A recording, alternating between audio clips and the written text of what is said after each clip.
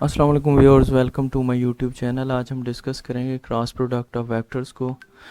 असल में तो ये आर्टिकल है वेक्टर मैकेनिक्स का, लेकिन यहाँ पे भी चूँकि अलजेब्रा में भी यूज़ हुआ है तो आज हम इसे देखेंगे। और यहाँ पे मैं आपको बहुत ही एक आसान सा मेथड बताऊँगा जिसकी हेल्प से आप यू क्रॉस वी फाइंड करेंगे। वैसे तो इसके लिए आपको एक डिटर्मिनेंट की ज़रूरत होती है, यानी कि अगर हमने यहाँ पे यू क्रॉस वी अगर फाइंड करना है तो उसके लिए क्या करना पड़ता था, एक यूनिट वेक्टर लेके फिर यू के एलिमेंट्स और फिर वी के एलिमेंट्स, ठीक है।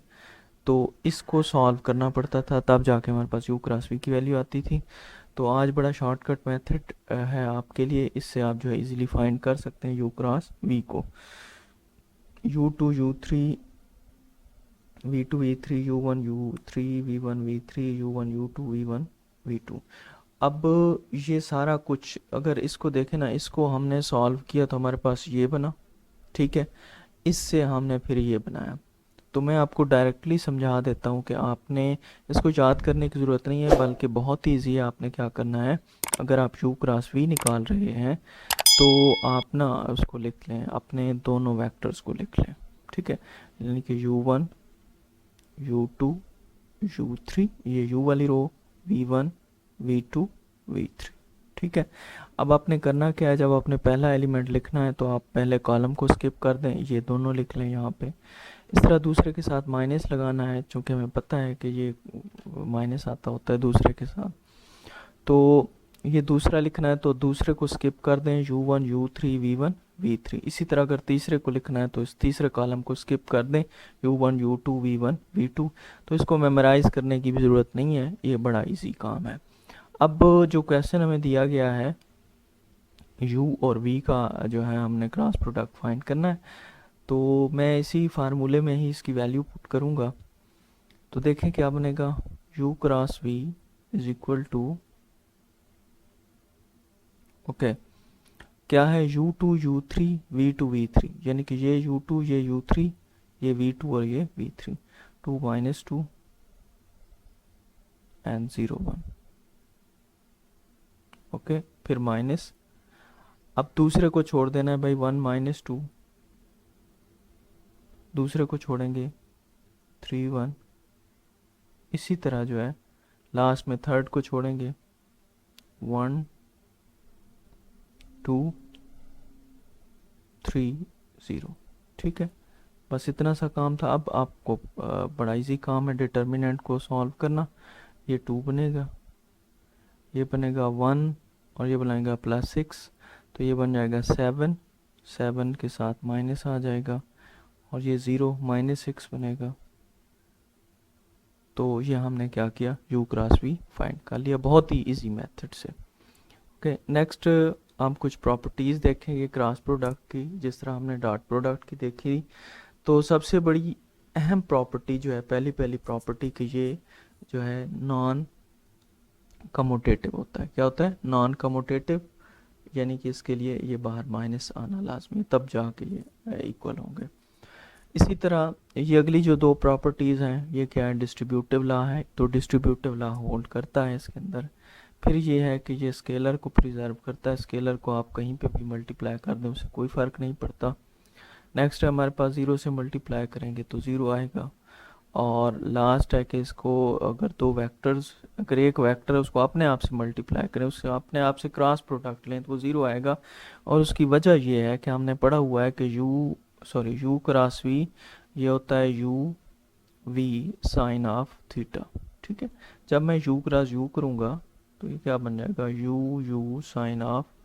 अब देखें सेम वेक्टर है तो एंगल ज़ीरो होगा, साइन ज़ीरो ज़ीरो होता है तो ये पूरा का पूरा ज़ीरो हो जाएगा। तो इस वजह से ये सेल्फ प्रोडक्ट क्या है, ज़ीरो है। अब अगर यही चीज़ हम अप्लाई करें यूनिट वेक्टर्स के ऊपर, तो जो सेम है उनका आंसर क्या होगा, ज़ीरो होगा, ठीक है। क्यों, क्योंकि एंगल ज़ीरो है। इस तरह आई जे जो है वो के इक्वल, जे आई के इक्वल, के आई जे के इक्वल होगा। और जब आप इनको उल्टाएंगे तो ये माइनस के साथ आता जाएगा। और ऐसा क्यों होगा, क्योंकि हमारे पास ये क्या है, नॉन कमोटेटिव है, यानी कि यू क्रॉस वी का जो आंसर है और जो v क्रॉस u का आंसर है वो आपस में क्या है, अपोजिट है। यानी कि अगर i क्रॉस j k है तो j क्रॉस i जो है वो माइनस k है। तो होप्स हो कि आपको ये प्रॉपर्टीज़ भी समझ आ गई होंगी। अब एक बहुत ही अहम क्वेश्चन है कि u क्रॉस v जो है वो परपेंडिकुलर है u और परपेंडिकुलर है v के, यानी कि जिनका क्रॉस प्रोडक्ट आप ले रहे होते हैं वो ओरिजिनल वेक्टर्स के क्या होते हैं, हमेशा ऑर्थोगोनल होते हैं। इसी चीज़ को हमने साबित करना है। सबसे पहले हम u क्रॉस v फाइंड करेंगे और मेथड आपको पता है। मैं यहाँ पे लिख लेता हूँ। पहले हम क्या करेंगे, पहला छोड़ेंगे, बाकी दो को लिख लेंगे। इसी तरह माइनस लगा के हम जो दूसरा छोड़ देंगे और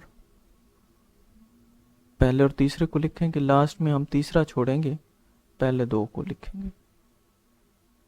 ठीक है, तो u क्रॉस v यहाँ से हम निकाल लेते हैं। ये 2 बनेगा, ये बन जाएगा जी +6 और ये बाहर वाला -6 और ये 1 0 -6 बनेगा। ओके, ये u क्रॉस v अब जो है ना हमारे पास क्या आ गया, 2 -6 एंड -6। अब यहाँ पे देखें कि अगर मैं इसका परपेंडिकुलर है ना u के, तो इनका डॉट प्रोडक्ट 0 होगा। u क्रॉस v अगर परपेंडिकुलर है किसके, u के, तो इनका डॉट प्रोडक्ट क्या होगा, 0 होगा। u क्रॉस v जो है ये अभी मैंने फाइंड किया, मैं लिख देता हूँ। और सॉरी यहाँ पे डॉट आएगा, v सॉरी u मेरे पास है 1 2 -2।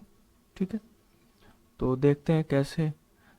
2 ये -12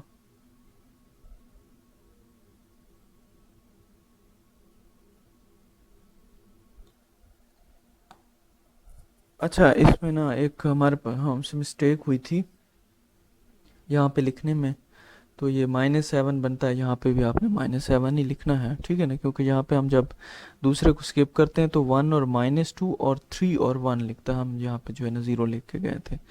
तो पहला 2 बन जाएगा, दूसरा क्या बनेगा -14 और तीसरा बनेगा +12। ओके, तो यहाँ से इसका आंसर क्या आ जाएगा, 0 आ जाएगा। इसी तरह अगर u क्रॉस v जो लिया हुआ है इसका हम v के साथ डॉट प्रोडक्ट लेते हैं, तो u क्रॉस v ये है हमारे पास और v है हमारे पास 3 0 1।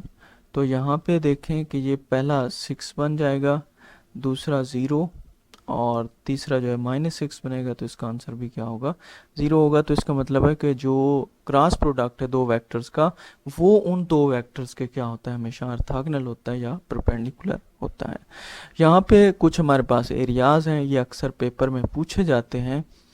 इस दफ़ा पीपीएससी में भी पूछे गए थे और बड़ा एक तरीके से पूछे गए थे, थोड़ा सा टेक्निकल तरीके से। सबसे पहले एरिया ऑफ पैरेललोग्राम है, तो आप क्या करें, दो वेक्टर्स का क्रॉस प्रोडक्ट लें और उसका मॉड ले लें, तो वो एरिया ऑफ पैरेललोग्राम आ जाता है। अगर आप उसने जो मॉड लिया हुआ है उसका अगर हाफ ले लें तो वो एरिया ऑफ ट्रायंगल बन जाता है। इस तरह का स्केलर ट्रिपल प्रोडक्ट आपने अगर लेनी हो तो आप उसको इस तरह लिखेंगे u dot v cross w, तो इसका जवाब भी हमेशा स्केलर ही आएगा। और volume of the parallelepiped u dot v cross 0, ये आपने स्केलर प्रोडक्ट लेनी है, तो ये क्या होता है, वॉल्यूम ऑफ द पैरेललोपाइप्ड। और कोप्लेनर वेक्टर जो हैं वो क्या होते हैं, अगर इस स्केलर प्रोडक्ट का आंसर 0 आ जाए तो वो वेक्टर क्या होते हैं, कोप्लेनर होते हैं। इसी तरह जो है ये एक अहम फार्मूलाज थे जो आपको याद रखने चाहिए। इंशाल्लाह नेक्स्ट वीडियो से हम नया चैप्टर स्टार्ट करेंगे, मिलेंगे नेक्स्ट वीडियो में। तब तक के लिए अल्लाह हाफिज़।